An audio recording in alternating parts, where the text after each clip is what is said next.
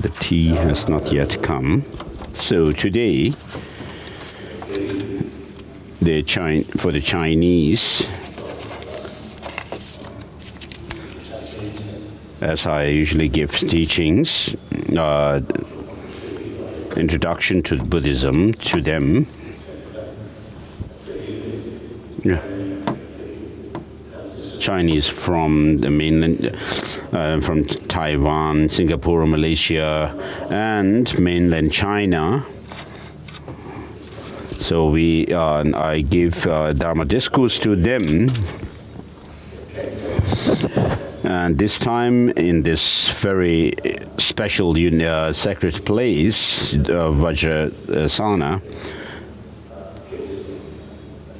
so I have decided to do the Dharma discourse for the Chinese audience. I have taught the Diamond Cutter Sutra once before. So this time I will be teaching in this text, the Vajracchedika Sutra, and preceding this, I also am thinking of doing the Heart Sutra.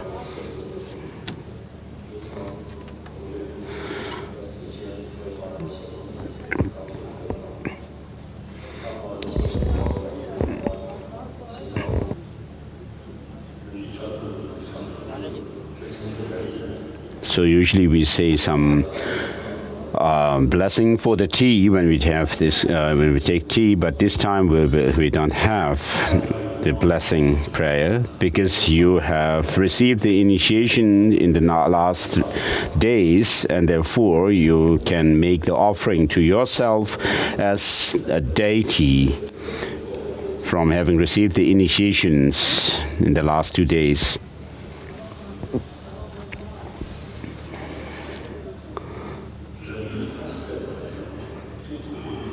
So since you are taking this tea within the perception that you are a deity taking the tea, don't say it is not tasty. So you should be able to see everything as being pure within the pure realm.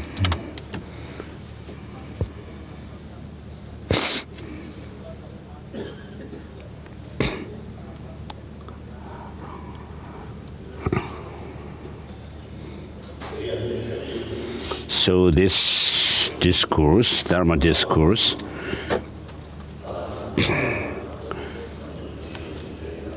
was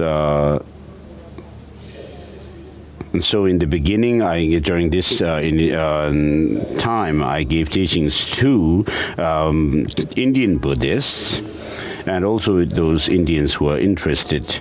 So Buddhism originated in India, and Buddhism spread from here, and then Buddha himself was Indian, and Masters Nagarjuna and so forth were Indians.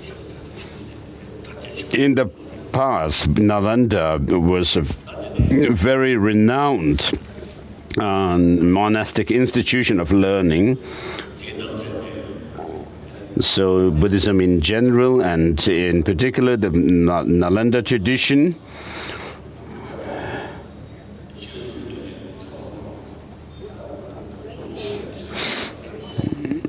and so the Nalanda tradition, Master Nagarjunas and so forth, are the ones who are revered highly by those following the Sanskrit tradition, whereas the Pali tradition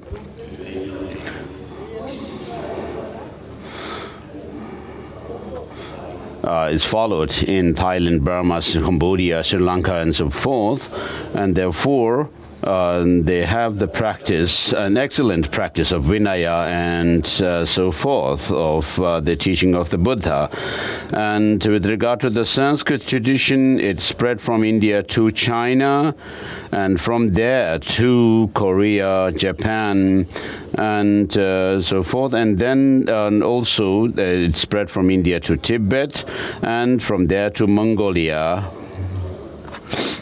So Buddhism spread to China before it came to Tibet already. So China was one of the earliest countries where Buddhism spread earliest. And then the Chinese people in different parts of the world, in different countries, when they have a big community, they always have some Buddhist temples. And then in Malaysia, Indonesia, although the national religions are different, but then because of the Chinese communities, they have Buddhism as well. And so Buddhism is something which is close to the Chinese heart.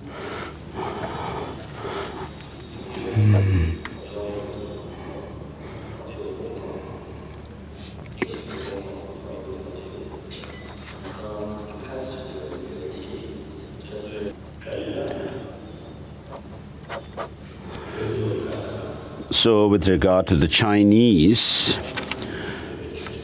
Buddhism is their traditional religion. There is no talk of converting to Buddhism as such. So their forebears were Buddhists. And in 1954, October, I went to Beijing. And I visited different parts of China. In Xinjiang province and so forth, provinces, and there were many Buddhist temples. And then in Beijing, because of connection between the Chinese emperors and the Tibetan masters, there is a stupa which contains Yamantaka statue, and so I still clearly remember this. And so there was a strong link between the Tibetans and the Chinese, and so the Chinese were following Buddhism. And then during the Cultural Revolution, all religions were considered blind faith and were destroyed. I mean, there had been great efforts to obliterate these traditions and by force. But it is quite natural that when people, there is this deep ingrained faith for thousands of years.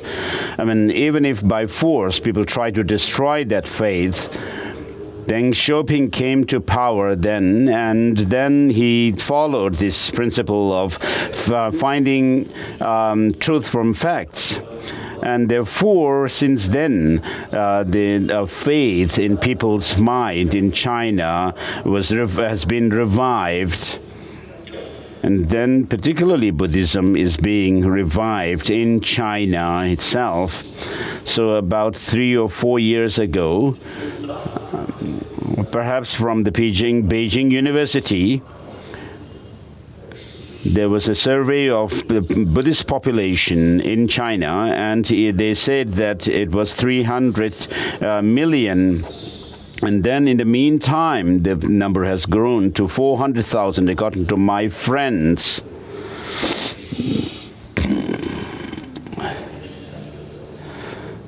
And so there is this natural inclination to keep faith in the teaching of the Buddha. And so the Chinese here are taking interest in Buddhism, which is very good. You are actually taking care of your own forebears' treasure.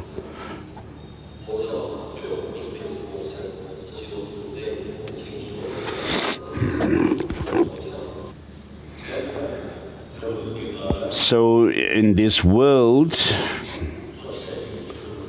there are the major religious traditions are in India, for example. The earliest one was Sankhya school. And then from there, branching out from there, there were the Mimamsakas and the Jainas and the Nayakas and so forth, and also the Jainas. And so today also there are followers of the different philosophical schools of thought, such as Sankhya and also Jainism, and then Buddhism, and also later the Sikhism also developed in India. And so Sikhism, for example, has the respect for all different religions.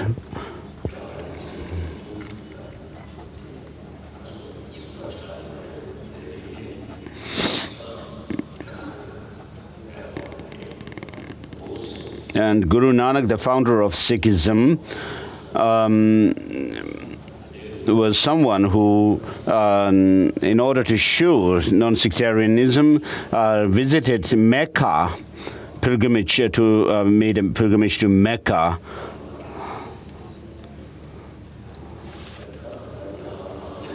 And so there are those of the homegrown religions,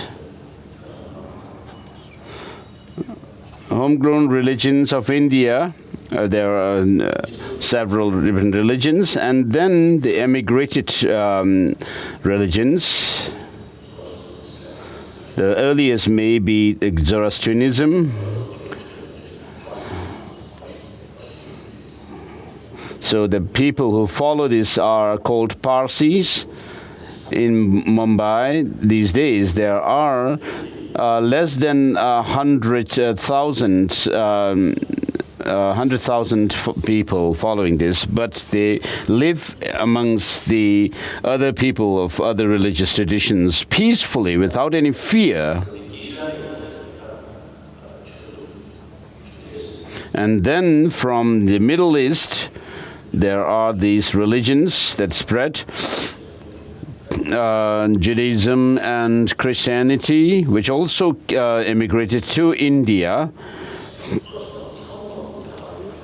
In other words, all the major religious traditions of the world are coexisting in India and living in harmony. And so the population of India is about 1.2 billion or so. So it's not about politics, but there is this religious harmony in India.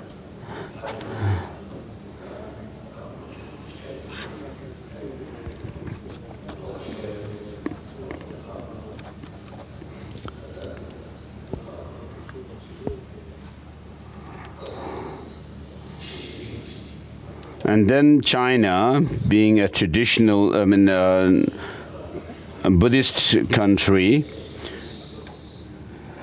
and Xi Jinping several years ago said that Buddhism is one of the important part of Chinese culture in Paris and also in Delhi. He said this, and so this is true. So wherever people live, and because of their connection with their tradition and religion, of course it's relevant to preserve their religious tradition.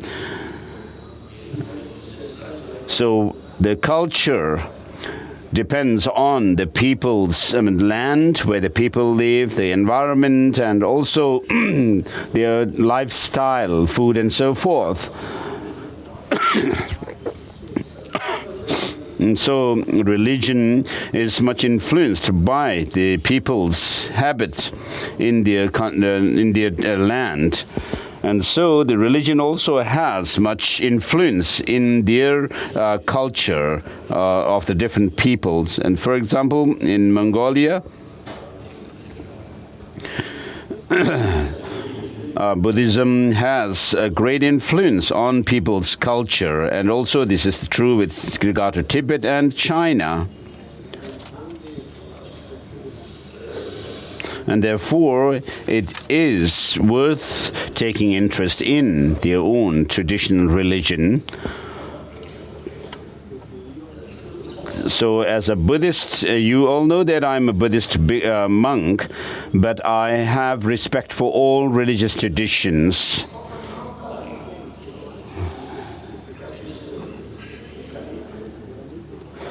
If you really sincerely practice the religions, of course, you can see people who really are sincere practitioners of the different religious traditions. So it's a matter of whether you practice the religious tradition that you profess to be following. All the religions teach love, compassion, and so forth. Of course,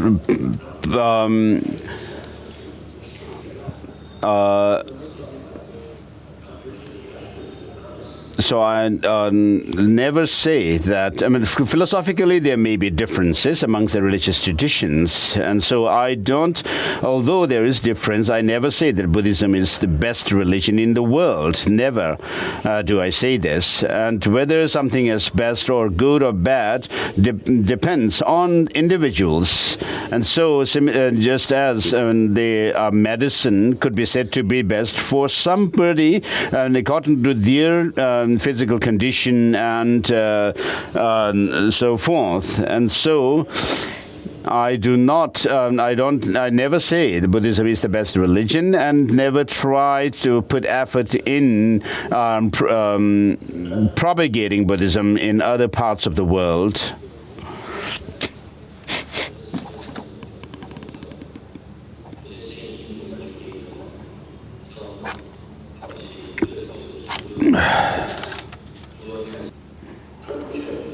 So when it comes to philosophical ideas, the different religions have different philosophies. So most of the religious traditions of the world believe in a creator God. And they say that this God, who is of infinite love, our children. This infinite God creates us, and the God, the Creator, is that of infinite love.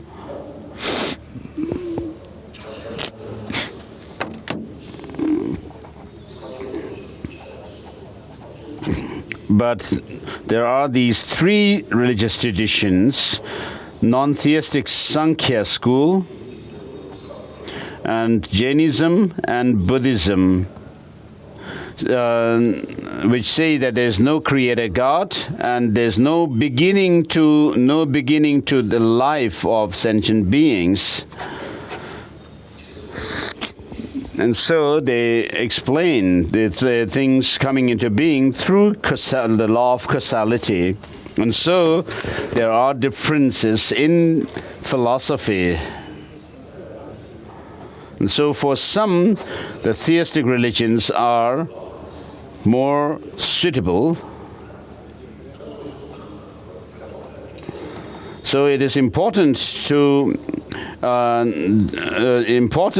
see the suitability of the religions. But nonetheless, the practice of love, which is taught in all religious traditions, is very important, not only for the religious people who follow the religious traditions, but even the people who have no faith in religions. Because otherwise people say that love and compassion is something that has to do with religion, when they say they don't have, while they say they don't have any faith in religions. So regarding Buddhism, the Buddha himself has said, monks and scholars, and just as a gold is tested by burning, rubbing and cutting, likewise you should examine my teaching and then accept it, not because you have respect to me. And so accordingly, masters like Nagarjuna and his followers have said that there's even amongst the sutras taught by the Buddha, there are certain sutras which cannot be taken literally. For example, the Sandhi Nirmochana Sutra unraveling the thought or the intention of the Buddha, according to the Madhyamaka tradition, which does not assert any kind of objective existence. According to them, this sutra is a provisional sutra. So they follow the reasoning rather than mere faith in following the teaching of the Buddha. And so it's in the Pali Sanskrit tradition, which follows reasoning to explain the teaching of the Buddha and to demonstrate the truth of the teaching of the Buddha. Love, compassion, and so forth. That's wrong. And so regarding Buddhism, the Nalanda tradition follows, the Sanskrit tradition follows that of reason, according to the statement of the Buddha. And so, in my childhood, I was interested in mechanical toys, and then I also began to grow interest in science in my childhood. And then when I visited China in 1954, I had visited industries, factories, and I was actually inquiring about the mechanical workings of the instruments and the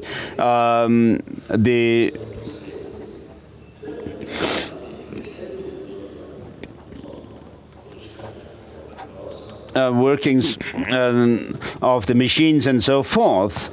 And Mao Zedong actually, at that time, when I was in China, told me that I have a scientific mind.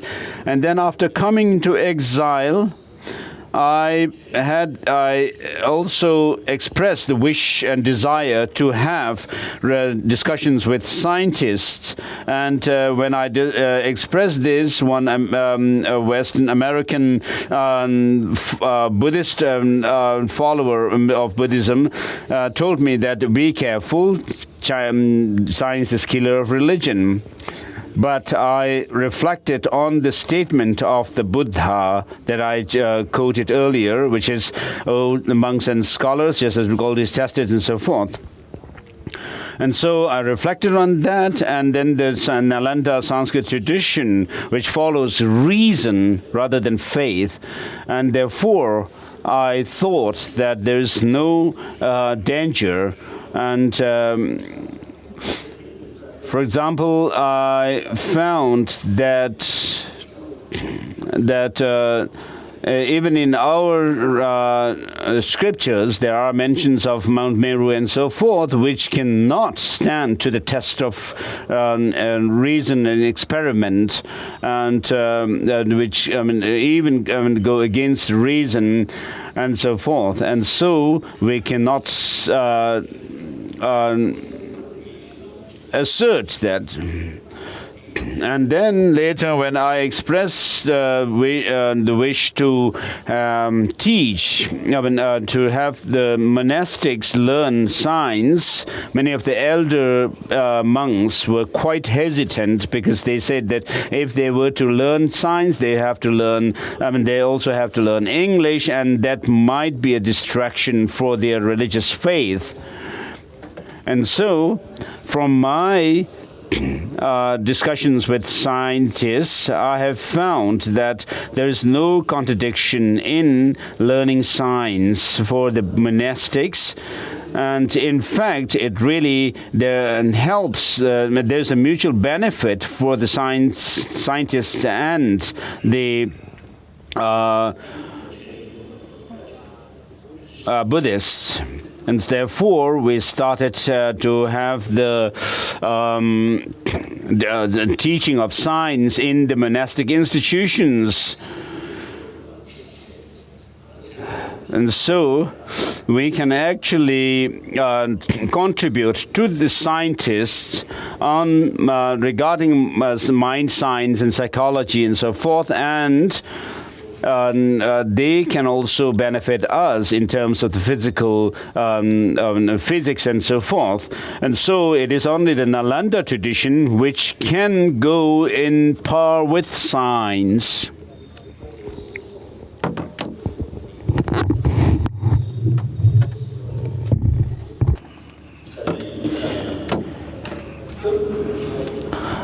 So therefore, when it comes to the philosophical tenets, generally Buddhism and especially the Nalanda traditions, I can say that that is the best tradition. And I'm saying that out of my experience, having met many people through multiple discussions, I'm saying this. And this is a tradition, a philosophical system that can go at par with the scientist and go at par with scientists, and which is even beyond that.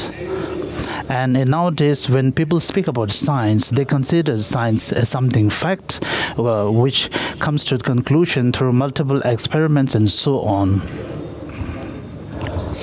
And I think that this is an important point, so please keep that in mind. So in order to come to that, it is important that we have to study.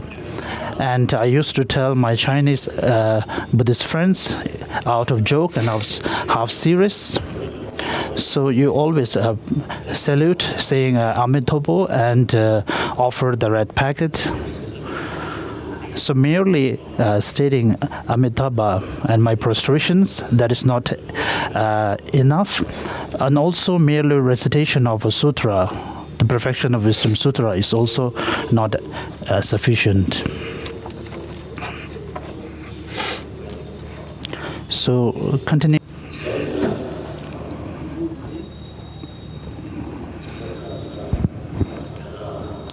And so those who are there are many temples and monasteries in China, not only the monks in China, but those who are interested. I think it is important to have classes and discussions on the philosophical standpoints. I think that will be very beneficial.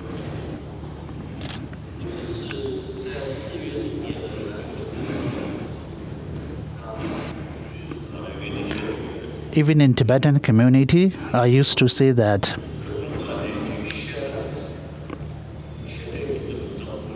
and even in the monastic community, not only those who are in the not only the monks who are in the Buddhist universities, but all the community of the monks and nuns should be more important to study the Buddhist philosophical tenets, and that's the reason why we have new graduated geshemas recently who have studied, the nuns who have studied for many years.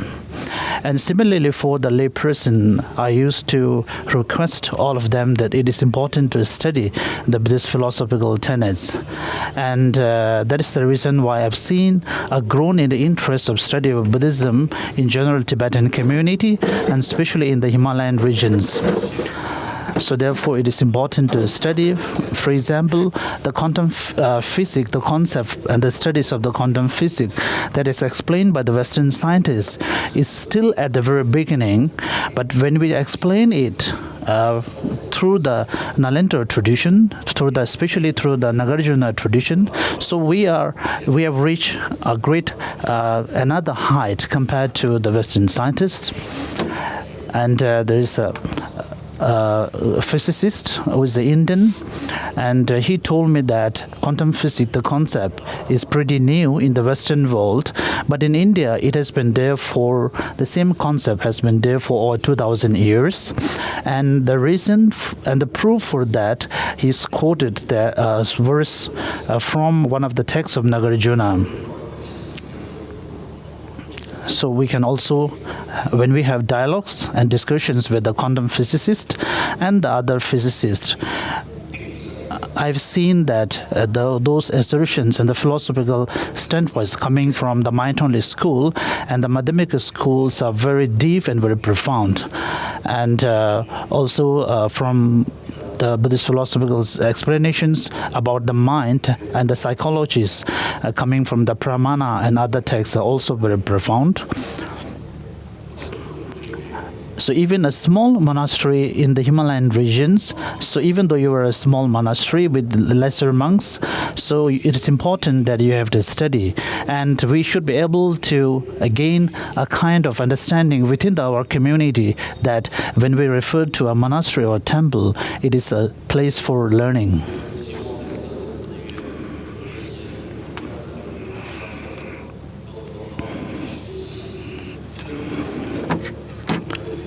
I think it was in 1965 or 1966. I visited Singapore. At that time, there were some bhikshus, the Chinese bhikshus, and they were reciting Heart Sutra, and it really moved me. In the mainland China, and they have the freedom to do the recitations of Heart Sutra in China, but they no more have that freedom. So at that time, it came to my mind that so this has been in practice for so many years in China. So at that time, I did some discourse, some permissions, and some small initiations. When I did those permissions, and the attendees are so attentive, but when I explained the teachings of Buddhism, some were dozing off and without paying much attention. So this is wrong.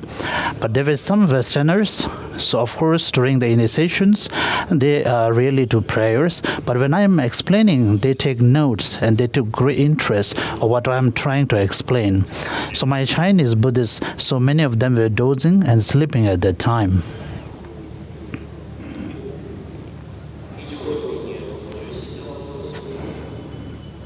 So just taking notes.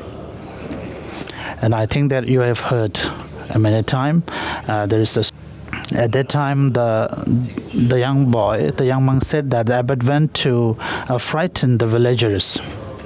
So His Holiness said that if we do not understand real teachings, and it is important, then we may say that it is important that you have to pray. And there may be also dangers of telling other people that you have to come to my temple to do the prayers.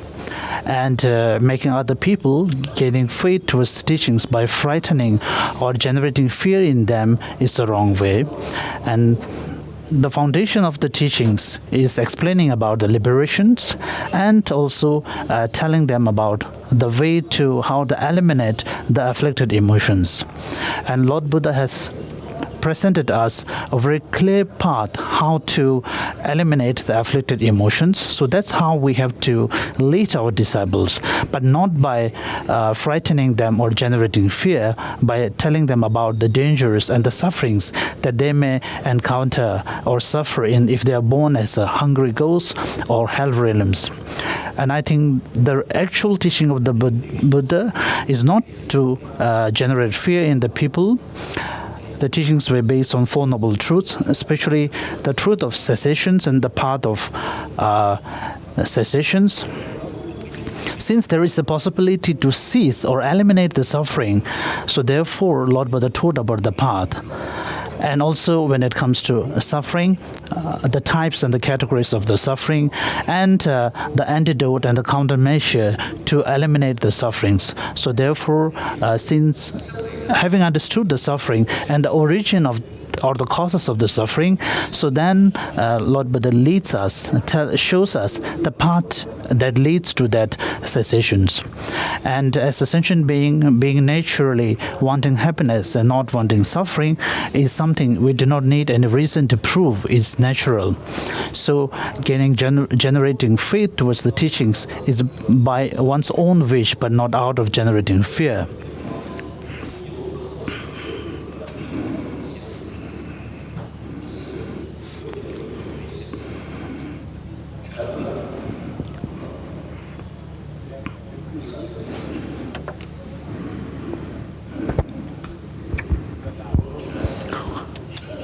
So when we speak about studying the Dharma or the teachings, many a time the term religions, many people can associate it with the faith.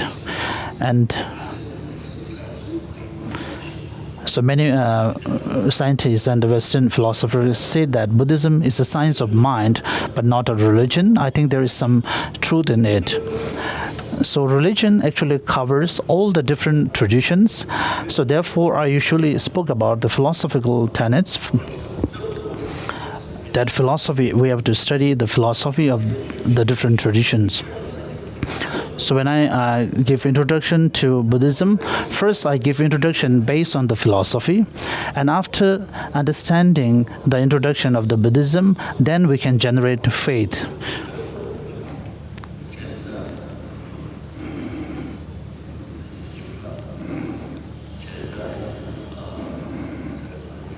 So today here, we all gathered together, and in relation to the introduction of Buddhism, I wanted to assert and request you that it is important to study.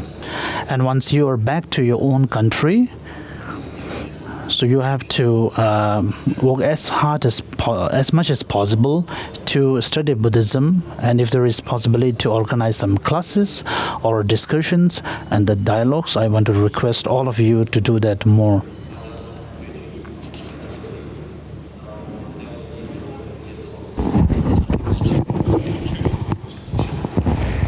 So you need to have class, not just having some kind of a teaching from somebody who sits on a throne, but you should sit together and have discussions on Buddhist philosophy and so forth. So a friend of mine, to whom I told him that this person that it would be good when you go back to your hometown to give teachings to people. And then he asked me what kind of hat should he or she wear. I told him no need. The Diamond Cutter Sutra.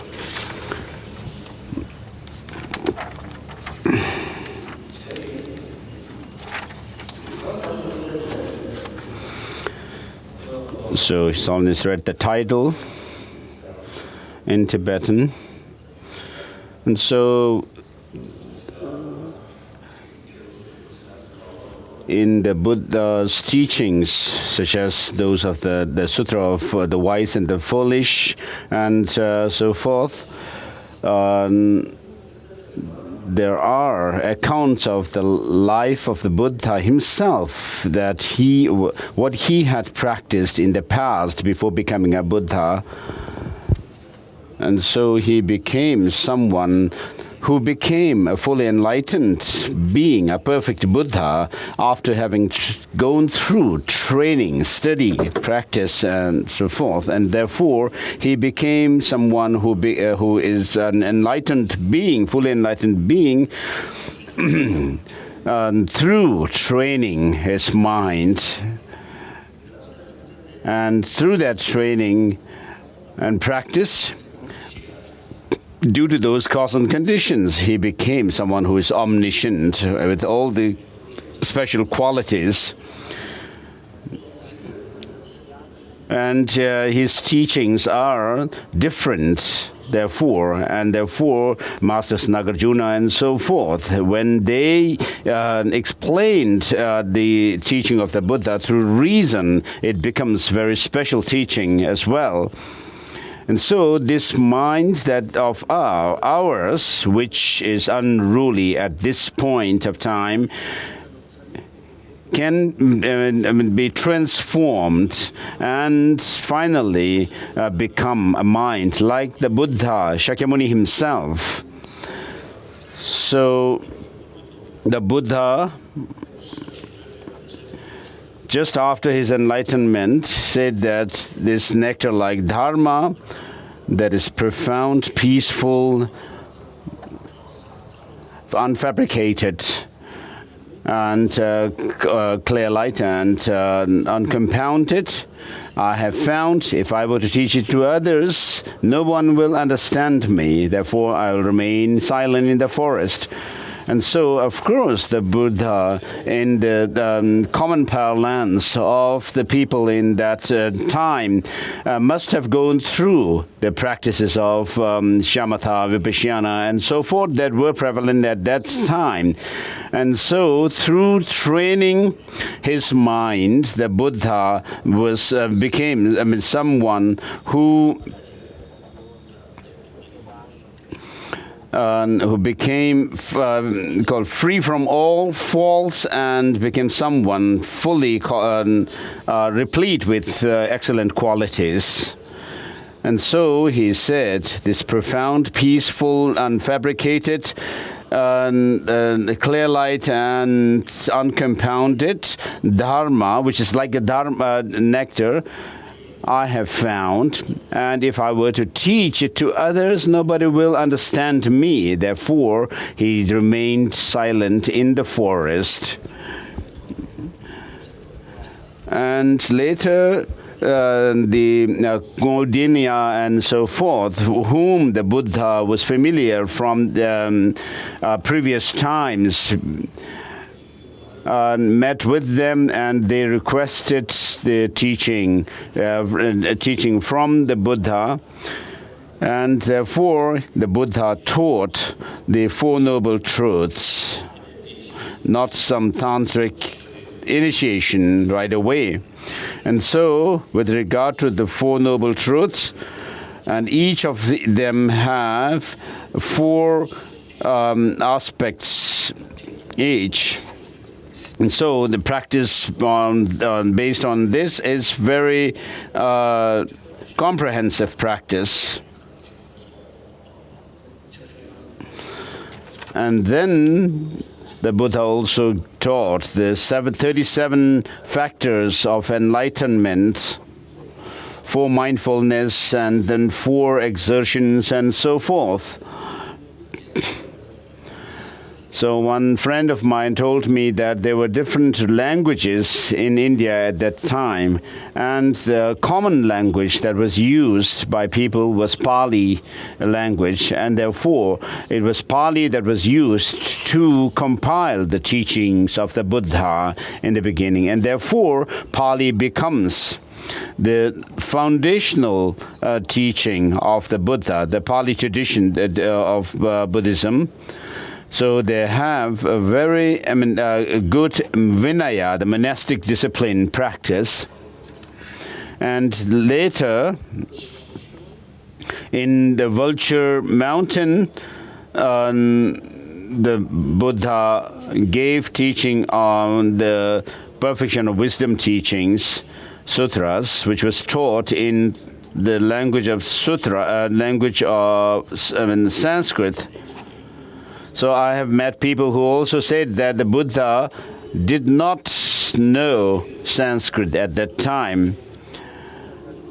So who would be more knowledgeable, Master Nagarjuna or us today? So Master Nagarjuna lived a few centuries after the Buddha, and so he was closer to the Buddha. And we are living at a time when it's over 2,500 years since the Buddha passed away. And therefore, regarding the Indian history, Master Nagarjuna would know better. And he was not someone quite stubborn or foolish. He was a very clever, intelligent person, had an intelligent brain. He was not only a religious scholar, but he also knew Sanskrit.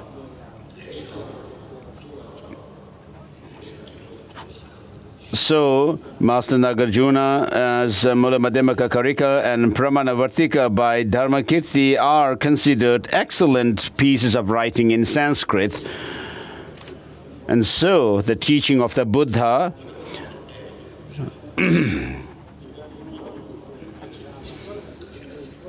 Master Nagarjuna in his Mula Madhyamaka Karika uses reason to demonstrate the truth of the teaching of the Buddha, although he sometimes states the scriptures.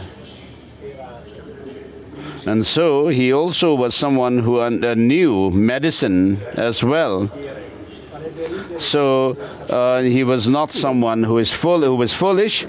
He was a very intelligent person, and one Hungarian person once told me, a scholar told me that the Master Nagarjuna didn't know, the Buddha didn't know Sanskrit. But Master Nagarjuna says that the perfection of wisdom teachings were given by the Buddha, taught by the Buddha in Sanskrit. And so when the Buddha gave this teaching, the Perfection of Wisdom Sutras,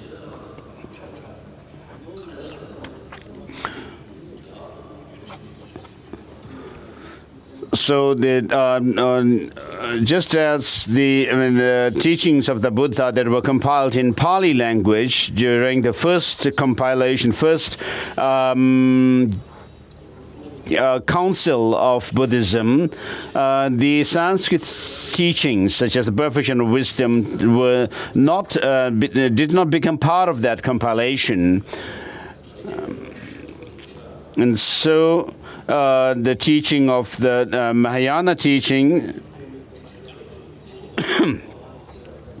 is said to be the teaching of the Buddha by Master Nagarjuna, and also Bhaviveka and Shandideva in his Bodhisattvacharya Avatara. And so the teachings that are contained in Pali language seems to have been the popularly known teachings at that time. And then the Sanskrit teachings, such as the Prajnaparamita teachings, were not known publicly, in the amongst the general public. For example, if you look at the Heart Sutra, you find that in the Heart Sutra there was discussion between Shariputra and Avalokiteshvara.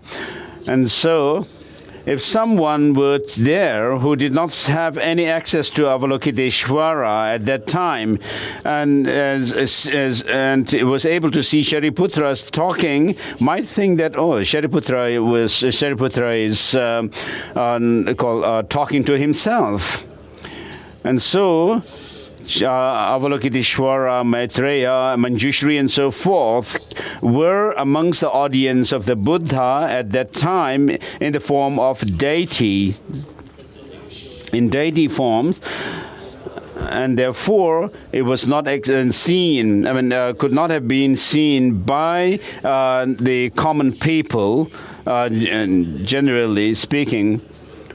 So if the Prajnaparamita teachings were not taught by the Buddha, and the Buddha only taught the teaching of the Four Noble Truths, then the creme de la creme of the teaching of the Buddha would be absent.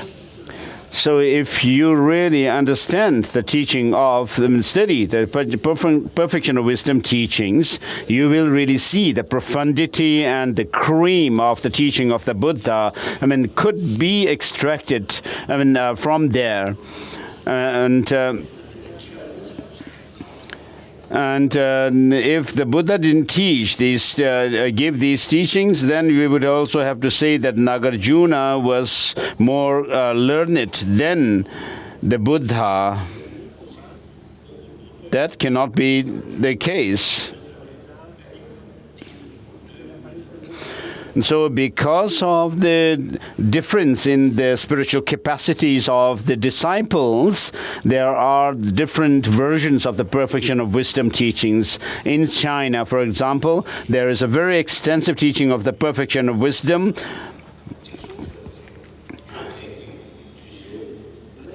And according to the sharpness of the disciples and also the mental capacity of the disciples, these Perfection of Wisdom teachings were given by the Buddha, perhaps at one time, but the different disciples, according to their own dispositions, could have heard differently. And this, the Diamond Cutter Sutra is a part of that perfection of wisdom teachings, which is shorter than the other perfection of wisdom teachings, like the 8,000 verses and so forth, but the longer than the Heart Sutra. And then there are other teachings of the Buddha, such as the sutra, which was taught at around the time of passing away.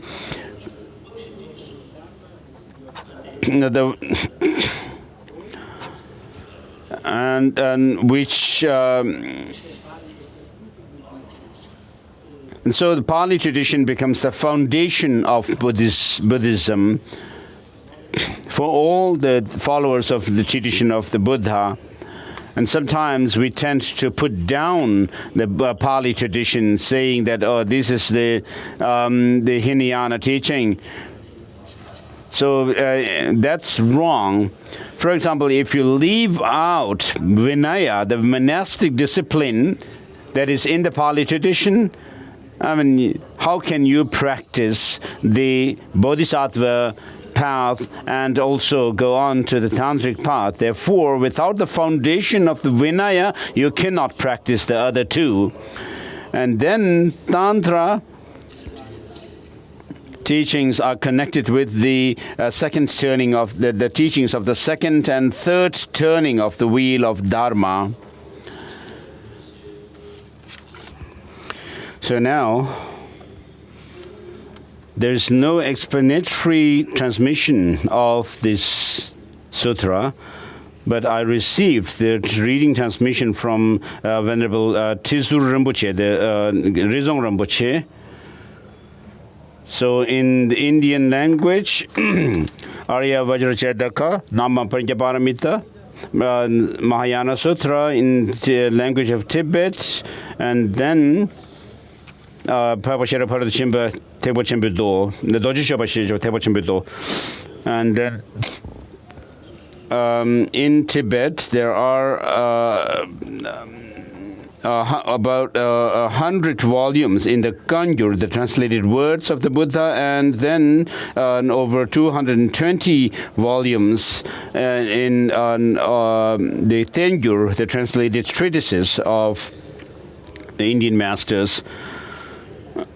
In India, there were the Mahasangika, Mulya Sarvastivada, and Theravada, and that of the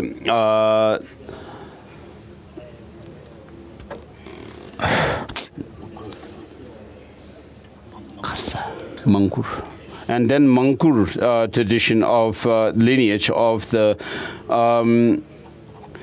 Vinaya tradition. So there are these four root Vinaya lineages. In the Theravada countries, they have the Theravada tradition, and then in Tibet, the Mulasarvastivada tradition of Vinaya is followed since Master Abbot Chandarakshita established a monastic ordination tradition in Tibet that has come down through Master Nagarjuna.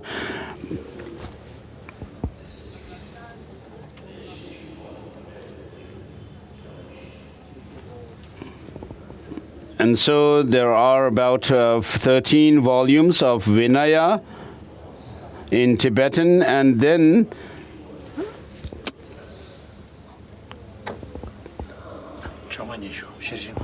about 20 to 25 volumes of perfection of wisdom teachings, sutras, and so forth. So in all, there are about 100 volumes of Kangyur. And then with regards to the Avatamsaka Sutra, the Flower Ornament Sutra, in Chinese, in Tibetan, we have 6 volumes, whereas I have heard that in Chinese, there are more number of volumes than this. So does anyone know how many His Holiness was inquiring?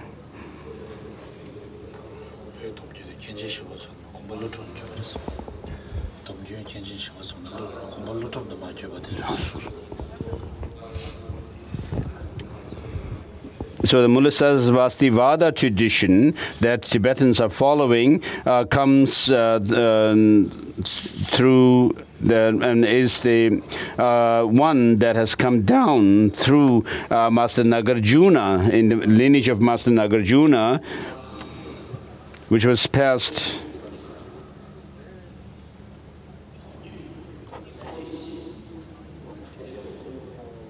So in Chinese, there are 4 volumes of the Avatamsaka Sutra. Some was replying, and 5 volumes, and then Perfection of Wisdom. So the person was saying that it is in 80 sections and 5 volumes, whereas, the Avatamsaka Sutra, and then the Perfection of Wisdom, 10 volumes in Chinese. When I was in Japan once in a library, there is a commentary on Perfection of Wisdom teaching, which was said to have been written by Master Nagarjuna. I was quite doubtful, because if there were such an extensive commentary on Panchaparamita teachings by Nagarjuna, and Master Chandrakirti and his disciples and followers would have used them to quote from Master Nagarjuna, but none of them have done that.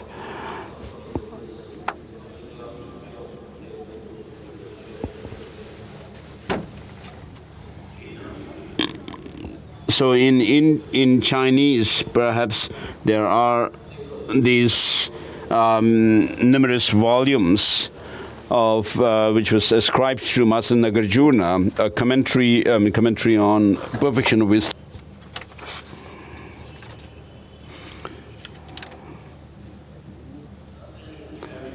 So the title of this treatises, such as Buddha Palita, was named after the author himself, and then there are the titles given according to the content of the text.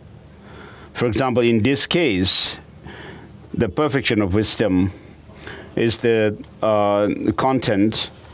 So one Amdo Lama, who had a sharp tongue, has said that Tibetan Lamas have very long names. For example, in my case, my long name is Jezun Jambel Ngawang Lopsan Yeshitinzin Gyatso.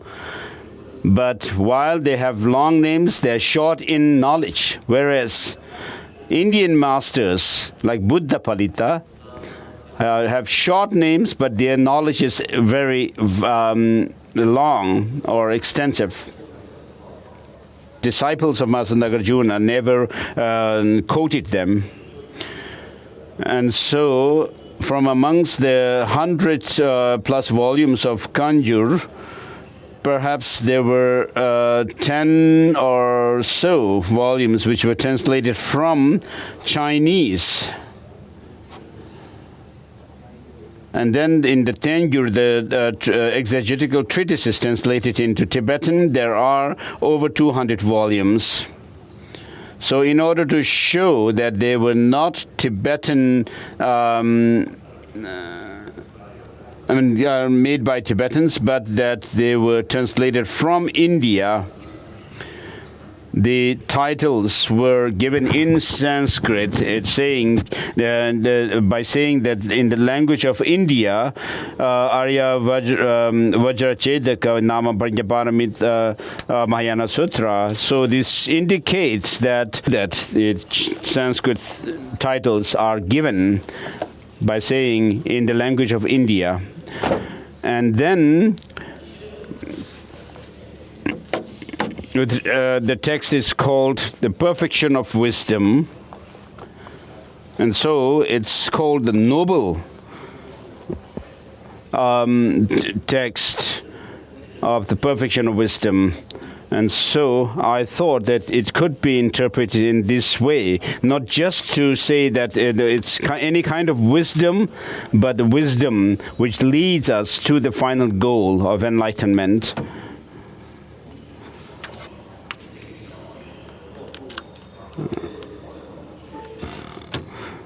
And then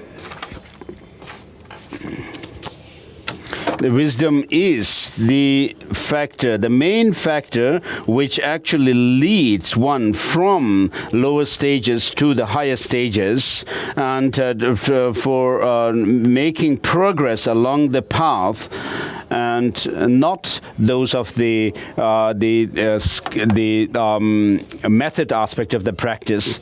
And this wisdom is the wisdom which cuts the root of ignorance, that is the grasping at true existence of things, which is the root of all other mental afflictions and faults. And so the wisdom because it understands the truth as it is, the reality as it is. Therefore, it is also the title given the title Vajra or diamond, because a diamond cannot be cut by others, but it can cut others. And in the similar way, this wisdom, realizing that the lack of true existence is the wisdom which cuts that the ignorance, and it cannot be cut or by the ignorance. So I bow down to the Buddhas and Bodhisattvas. These words once I heard. The conqueror was reciting Shravasti in the park of Anathapindika in the gardens of Prince Jeta. In convocation with him was a great gathering of monks. And so the monks here could be those of the monks on the Arya path, and who were listeners, as well as an immense number of bodhisattvas, who were great beings. In the morning, then the conqueror donned his monk's robes and outer shawl, took up his sage's bowl, begging bowl, and entered the great city of Shravasti for requesting his meal. After collecting the food, he returned from the city and partook of it. When he had finished eating, he put away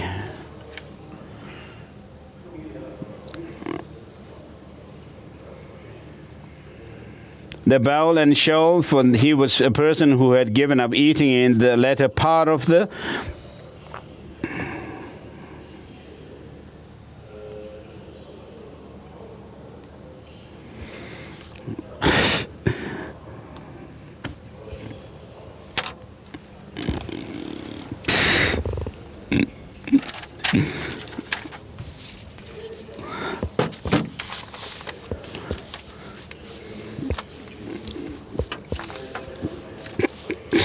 So the Buddha was someone who lived a life away from householders. He has moved away from householder life and living a very simple life. And he didn't have any, he was not living a luxurious life like us, Tibetan Lamas, and some Chinese Lamas also may be living a very luxurious life. So I knew one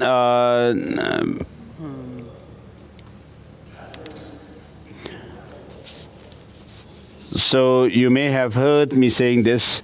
In the south of Thailand, there was a place called Serling, which translates as golden land of gold or island of gold.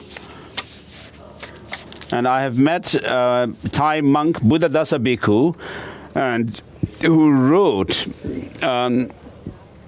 books on the selflessness that is taught in the Prajnaparamita text, and he was actually taking interest in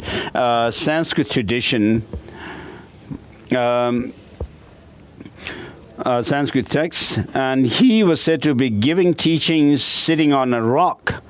And when I saw that rock, and I felt really moved. This is really great, I felt. So if I were to tell people to set a rock here on which I could sit, I would sit to give teachings. Many of them may not feel comfortable to do that.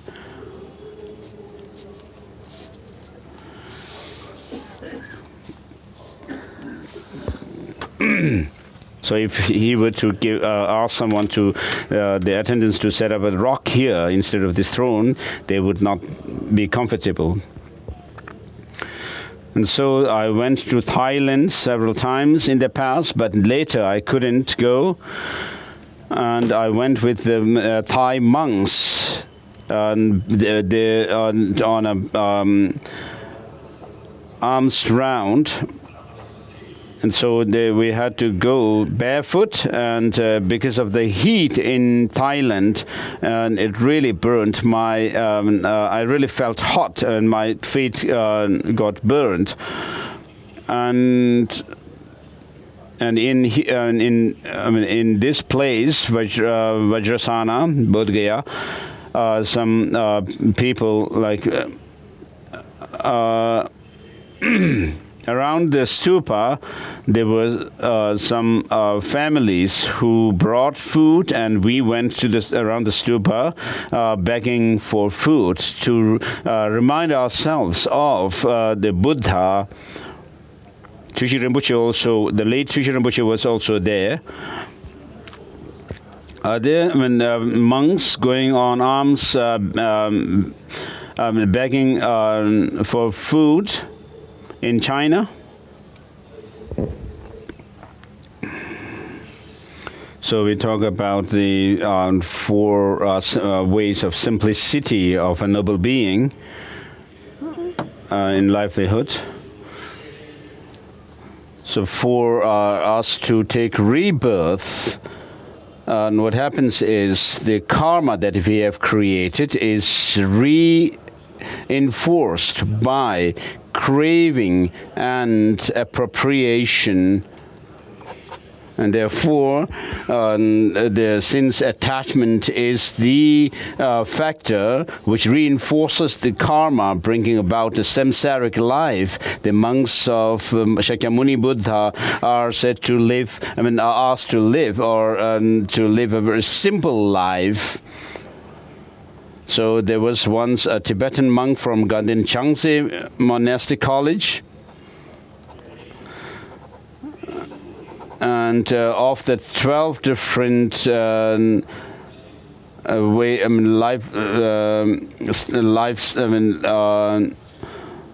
ways of living for monks, he lived one of them, which is to live in the forest without any roofs, under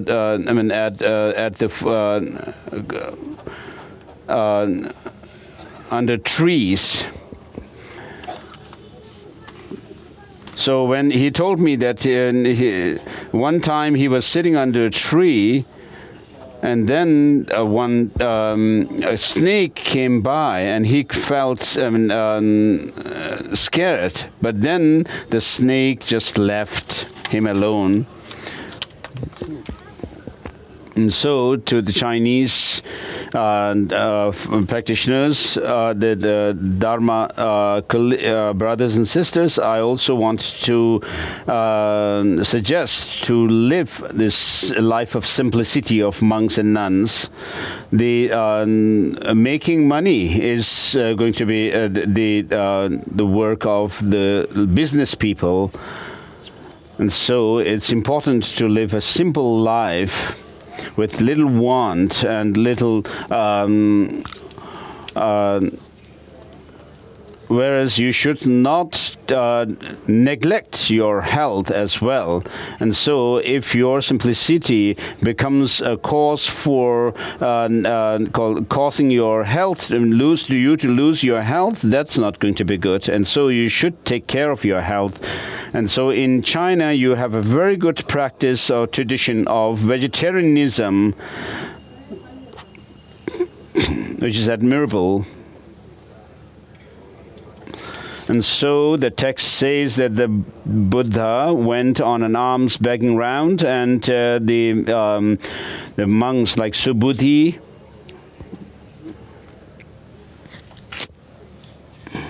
asked a question to the Buddha, and of course the Buddha has given teachings before that, and therefore the question arose.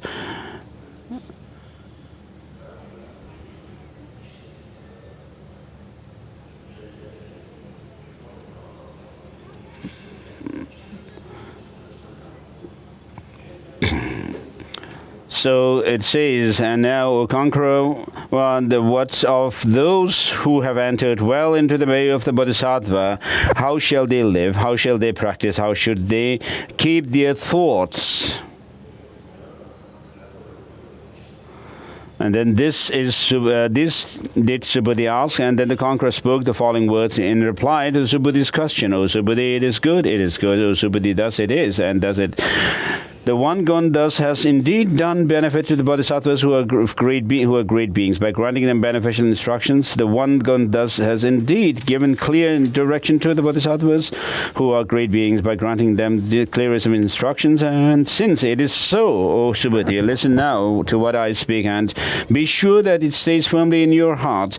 For I shall reveal to you how it is that those who have entered well into the path of bodhisattva, the way of the bodhisattvas, should live, and how they should practice, and how they should keep their thoughts.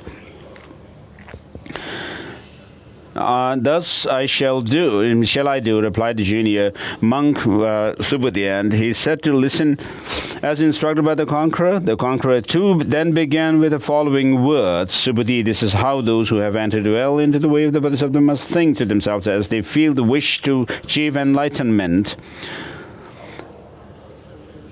I will bring to Nirvana the total amount of living beings, every single one numbered among the ranks of living kind.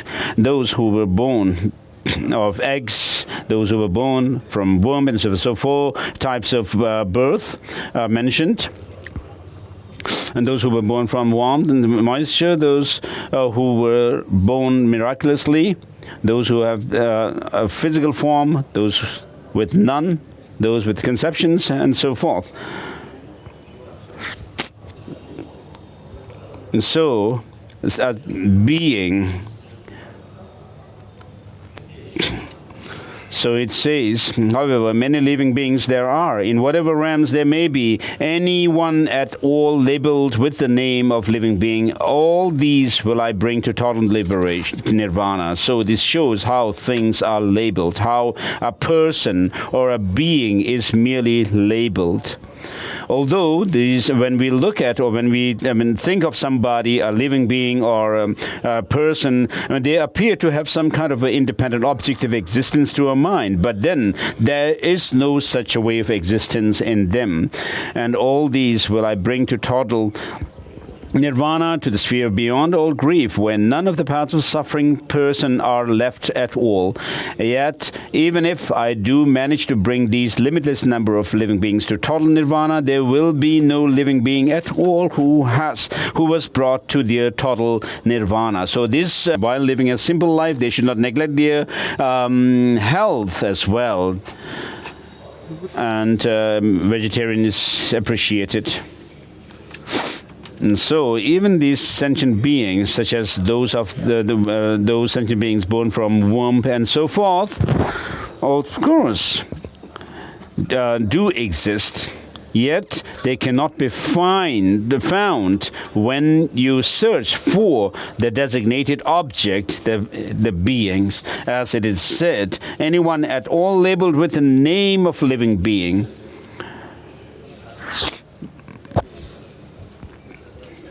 And so, on the basis of the designation, based on the subject to the basis of designation, an animal or a sentient being is designated, and the designated object and the basis of designation are not the same. They are exclusive to each other. Nothing, therefore, can be found to have any objective independent existence, such as the quantum physicists say, and therefore it says it's merely labeled.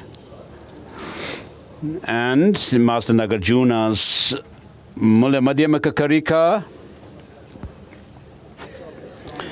says what arises through dependence is said to be empty, that it is self-designated, and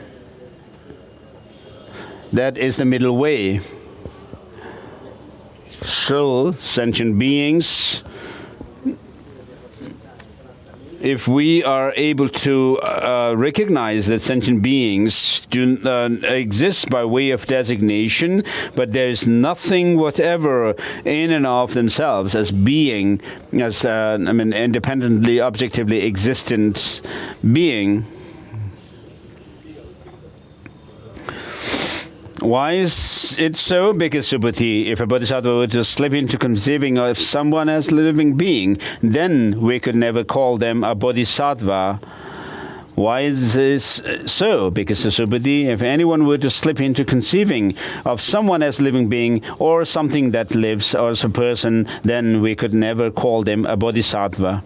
So, of course, the Bhashikas and so forth do assert that things have independent objective existence, whereas the bodhisattvas of sharp faculty would actually check whether it's possible that things could have any objective independent existence or not.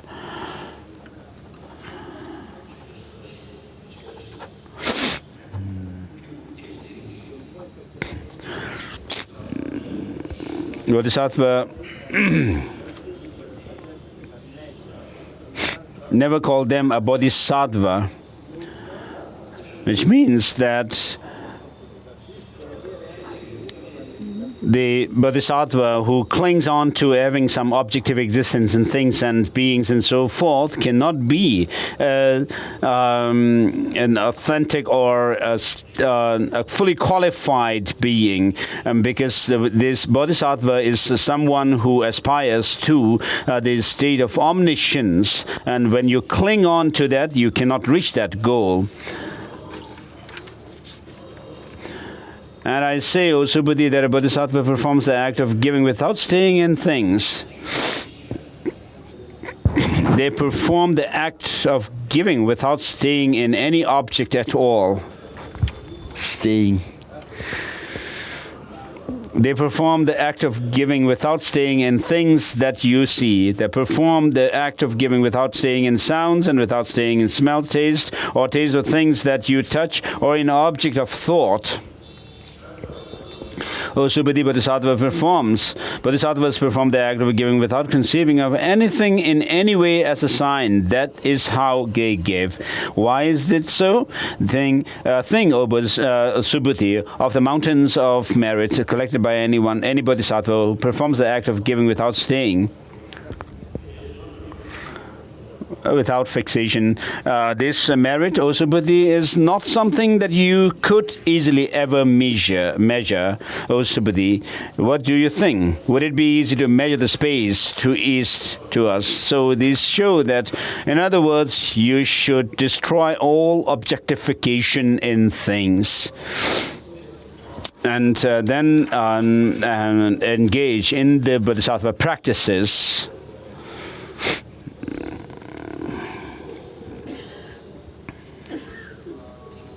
So he's only supposed to be commenting on the how things exist and find that things are merely designated.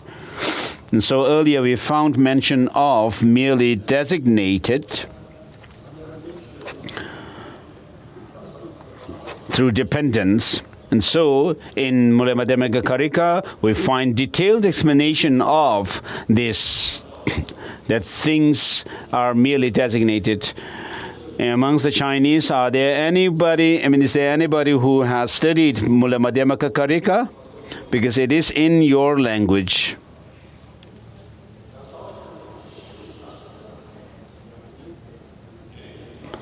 So this is a very a precious text. I do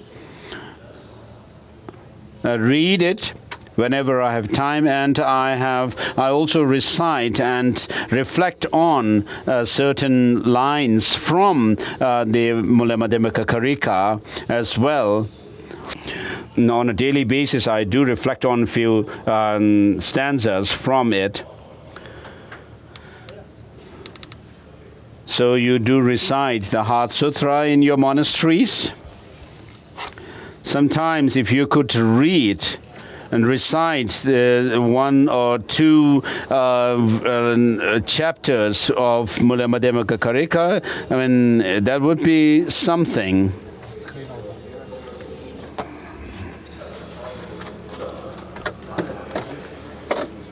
So right in the beginning of Mula Madhyamaka Karika, there is mention of not from self, not from other, not from both, nor from without causes.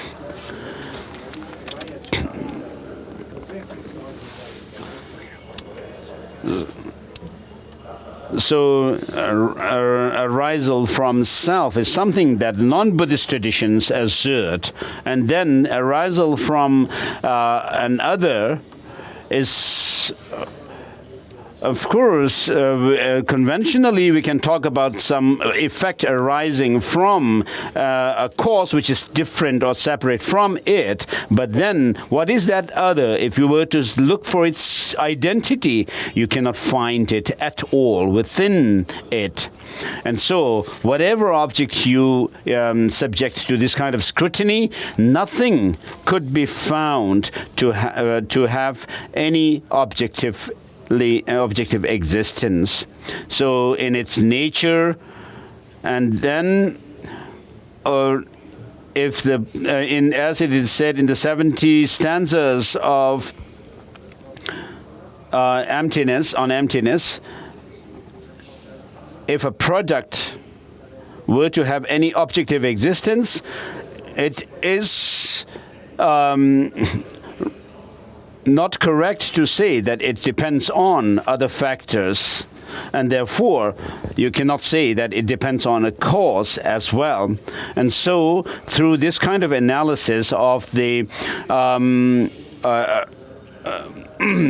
birth from things that exist or do not exist, I mean, there are these kind of reasonings that are used to scrutinize the thing, whether things arise, has any kind of objective essence or identity, and whether things arise, effects arise from from things existing or non-existing, and so forth.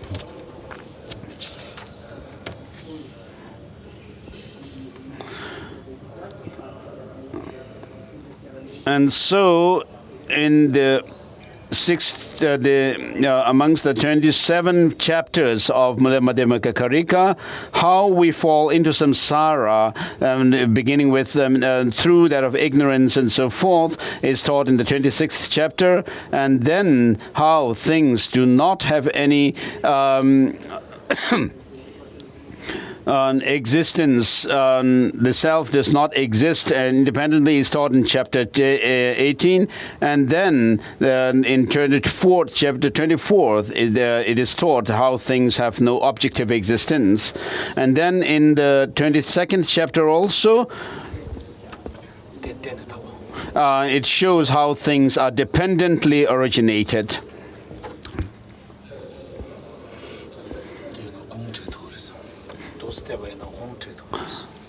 And so if you actually study the Mula Madhyamaka Karika in this sequence, studying the 26th chapter, then 18th, then 24th, and then the 22nd chapter, you will see how you can bring the whole of Madhyamaka Karika into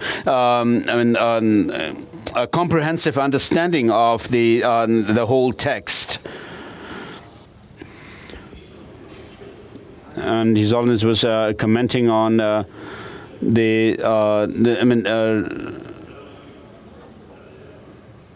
So in Chinese, there is the 400 verses of Master Aryadeva, and Buddha Palita does not exist. And the Chinese interpreter Jamyang Rinchen is told His Holiness that he's in the process of translating it. And then Madhyamaka Avatara, there is translation. And then the Lamp of Wisdom by Master Bhaviveka is there in Chinese translation from the past. And so these texts must be considered as your textbooks for study of Buddhist philosophy. And next.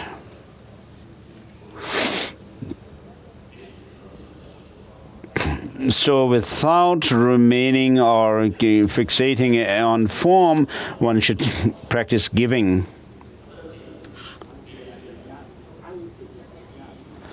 And so in the Heart Sutra, it is mentioned that even the five aggregates should be seen as having no intrinsic existence.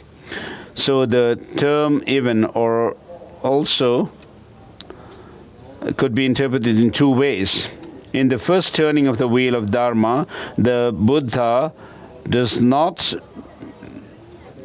mention the person who goes in the rounds of rebirth in samsara, whereas he explains the processes of going into the rounds of samsaric birth. Although during the first turning of the wheel of Dharma, the Buddha did teach the selflessness of person,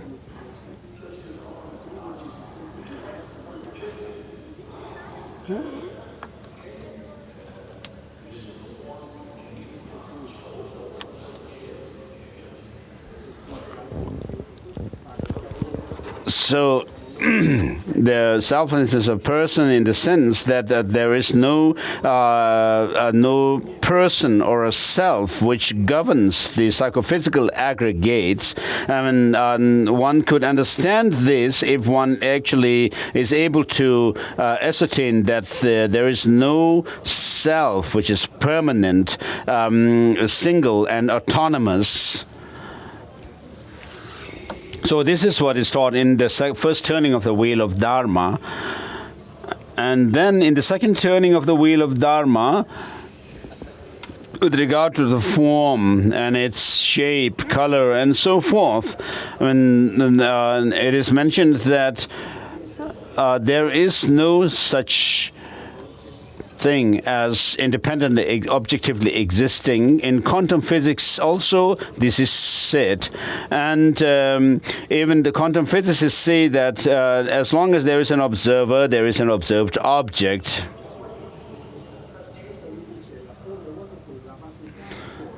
And so this is also what the Chittamatras say, that there's no, they also say that there's no external existence. And then within the Madhyamaka tradition, there are those who say that whatever there is, it is merely designated. There's nothing which can be asserted without dependence on others, and therefore nothing which is independent existence. And therefore, how things exist is by way of dependence. And because things are dependent, they do not have any objective independent existence. And since that is why the Heart Sutra says form is empty. So the form is itself empty in and of itself, whereas emptiness's form means that because things are dependently arisen, therefore we can say there is a form, although independent intrinsic existence is not there. And so there are the two truths. The conventional truth, which is designated by way of worldly convention. As Master Chandrakirti says, there are the two ways in which things could exist.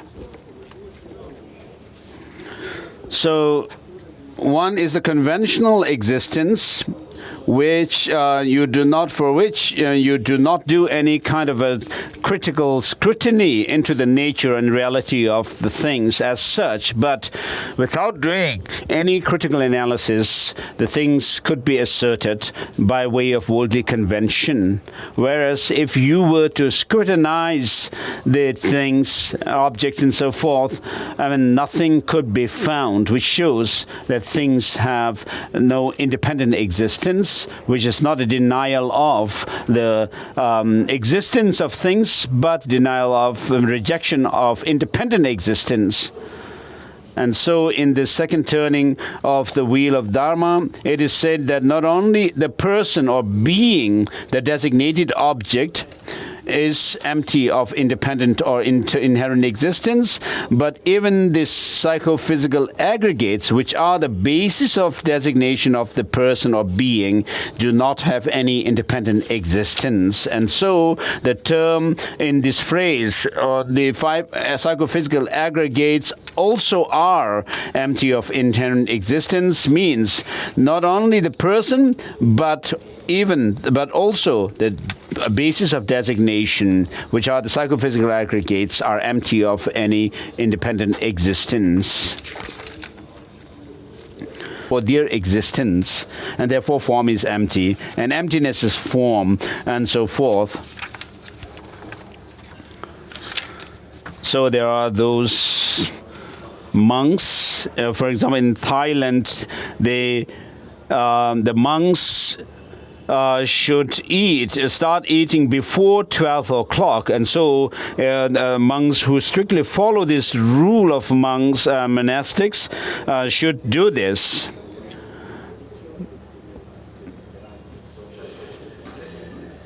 So bye-bye. See you again.